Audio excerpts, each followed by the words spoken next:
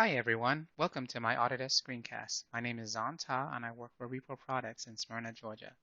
I'm an Autodesk certified instructor and hold many certifications in multiple Autodesk products for the AEC industry. I hope you enjoy my screencast. If you'd like to see more of my screencasts, please search for VAR 2015, that's VAR 2015, or my name. Please don't forget to give me a thumbs up after you watch it. In today's screencast, we'll be taking a look at AutoCAD 2016 and how to create a custom workspace, specifically creating a classic workspace for those who are used to working in that old method without the ribbon and just toolbars. This applies to both AutoCAD LT and AutoCAD 2016 full version. Now, initially, if you need to migrate your settings from an older version to the newest version of AutoCAD, um, the way you typically would do it is when you install the newer version, if it sees that you have an older version installed on your computer, it will automatically ask you if you want to migrate the settings. Just click yes and hit OK and let it do its job. If you forget to do this or it doesn't do this, you can go to the Start menu, All Programs, Autodesk, excuse me, scroll down to AutoCAD 2016, click Migrate Custom Settings folder, and you can choose Migrate from a previous release. When you do this, a wizard will pop up, and it will walk you through the process of how to migrate those settings.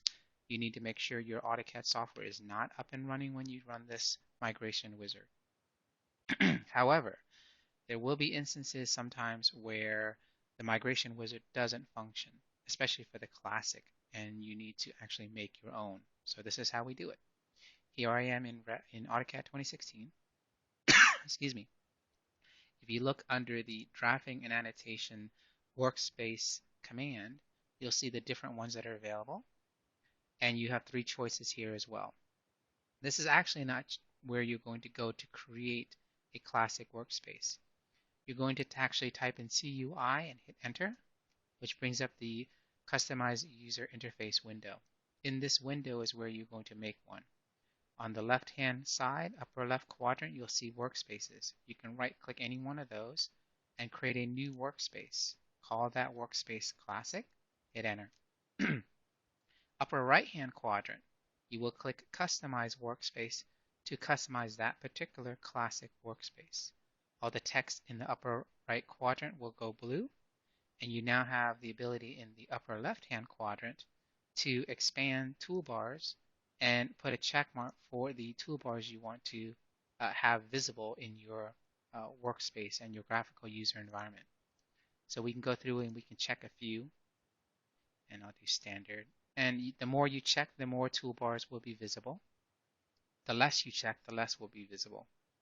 After you have placed check marks under the toolbars, if you're used to using the old menu pull downs, put a check mark for menus. When you're finished doing this, in the upper right-hand corner quadrant, where it says Workspace Contents, click Done, and it will finish the creation of that classic workspace. From there, right-click Classic and say Set Current. Once this is current, hit Apply in the lower right-hand corner and hit OK to get out of the CUI. Now you'll see this and you'll see the ribbon disappears, but it's blank.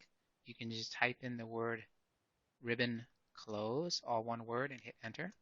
That ribbon will disappear. From here, you can take your toolbars and you can move them wherever you want to move them and customize them however you want to customize their placement, like you did back in the day. When you're finished, you need to update this current classic workspace. In the upper left-hand corner of your AutoCAD environment, where you have the quick access toolbar, it may be visible, it may not be visible. If it is not visible, click this little white arrow and it will expand and make sure there's a check mark for workspace. You'll see Classic, expand this and click Save Current As. You'll then have a window called Save Workspace and choose Classic again to save the updated changes of the CUI to that Classic workspace.